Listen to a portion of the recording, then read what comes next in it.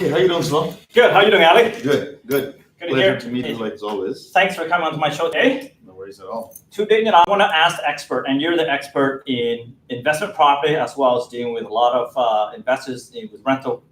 Mm-hmm.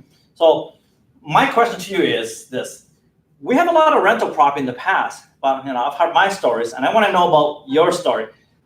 Maybe tell me about any stories you have or any issue or challenge you have with rental property. I guess the biggest thing to me today I want to talk about is the tenant, right? So maybe you can give me some horror story. The tenants are easier to find here because we have a lack of inventory of rentals. Yeah. Right? As we know, Vancouver, Lower Mainland, there's always people want to come down here. There's 1,000 families a month moving in Surrey.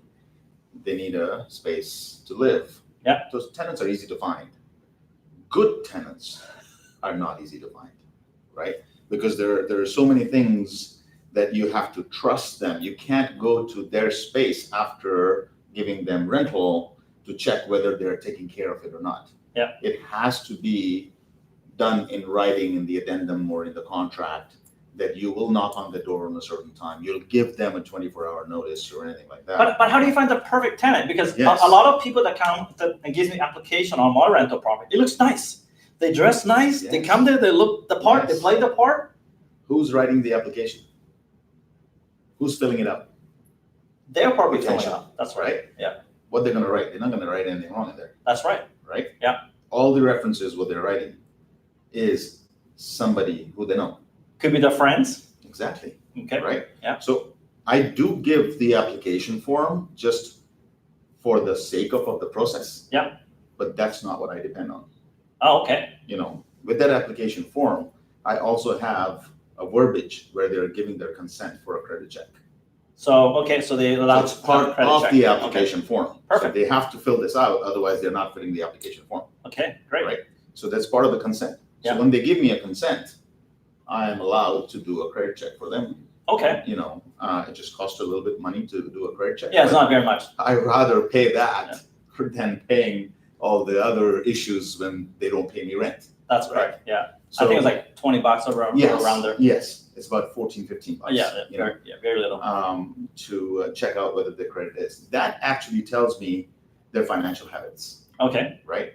Whether they have a collection, if they're not paying to Rogers, how are they going to pay me? That's right. Right? Yeah. So At least it gives a character reference, right? Absolutely. Okay. It just tells you how their financial habits are. Yeah. Right. You can certainly do their work check or call their work if they're working at a place and get the copy of their pay stub or whatever. You can request Yes. whatever you want. Don't hesitate requesting the documents. Yeah. Right. Yeah. If they are genuine, they will provide you. If they are not genuine, glad they run away. That's right. Right. That's So right. it's always a good idea to ask them a question that how they're going to pay. And we know that 35% of their income should go into living expenses or into half, rental. for that matter. Right. Nowadays, half. Yeah. But as a rule of thumb, if they cannot afford 35% of it, That's right. it's easier decision for you. Yeah. That not the right candidate. And I agree with Ali. I had an instant where a young couple was renting our property, and the parents were there and all that stuff. I said, by the sounds of it, because I kind of asked what they do, and I said, by the sounds, I don't think these kids gonna have enough money to pay for rent. Right. And I was concerned. I told the parents, I said, "Oh, you guys are willing to be a guarantor because at the end of the day, my investor wants to get paid. Yes. I like your kids. Right. They're growing. They're getting out on their own, but I want to make sure that my investor is protected. Absolutely. And then that's one way, I guess, to get around it. You have to ask. Don't just go by the book. Yeah. So Residential Tenancy Board give you a form. Just that form is not enough for an investor to protect them. No.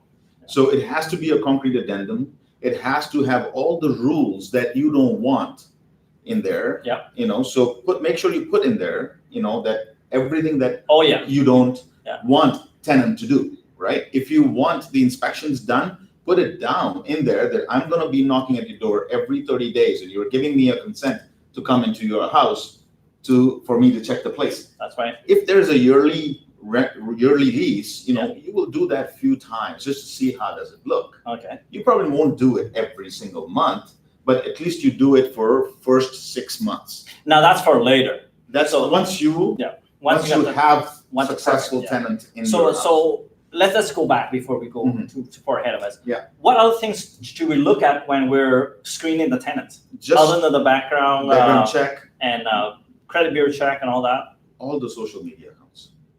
Very smart. All very the social media smart. accounts. Very smart. You can search them because you have their ID or when they give you an application form. Yeah. With the application form, I always ask for a copy of the driver's license. Yes. Because I need to Google know their search exact name. All right, search. Okay, Exactly. search on what? Facebook, Instagram, Instagram, Pinterest, whatever. Any social media.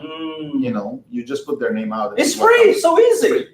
That's one of the checks RCMPs are doing right now. See the difference between an investor-minded realtor versus a realtor. Thank you. All right. I learned from my mistakes. It's not that I haven't done mistakes, but now I want to share it to the world that don't fall in that trap. Yeah. You know, where it's not easy to get out of it because tenancy board is for tenants. That's right. Yeah. Not for that's what I landlords. find anyway too. Yeah. So I went with my clients to the tenancy board to support them to see how the process works. They said themselves, the process is like that. What can we do?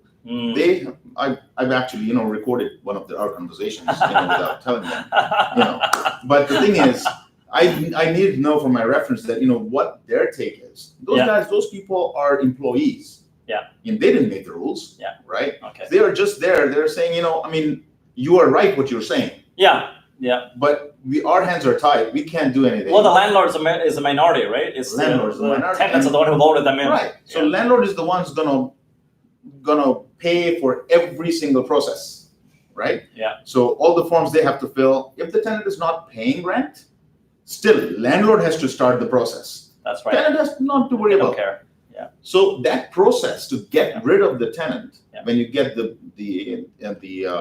permission from the Supreme Court. We should talk more on another video about that. Sure. Yeah. That is a very interesting topic. Yes. Actually, I'm very curious about how you guys handle that too. Yeah. I'm luckily, thank God, I've never had a situation where I need to go to court to get rid of my tenants yet. I don't pray for any of my enemy to go. I want to hear about this. So we'll share on other videos in the future. Yeah. But so that's great. That is awesome. So really, at the end of the day, is we can't do much. But those are really great, really great tips about checking your tenants, right? Screening process. Screen at the beginning, yeah. Credit bureau check, social media, very simple, low cost, doesn't cost anything, right? Because at the end of the day, you're right. At the end of the day, I can call and it could be Joe Blow pretending to be Mr. Muffler. Exactly. All right. But ask for documents.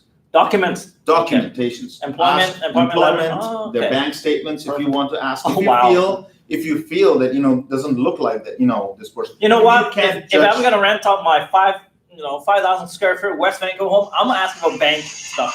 Oh, anyway, I think our appointment's coming up, so I'm gonna end this video. See you next video, guys. Thank you.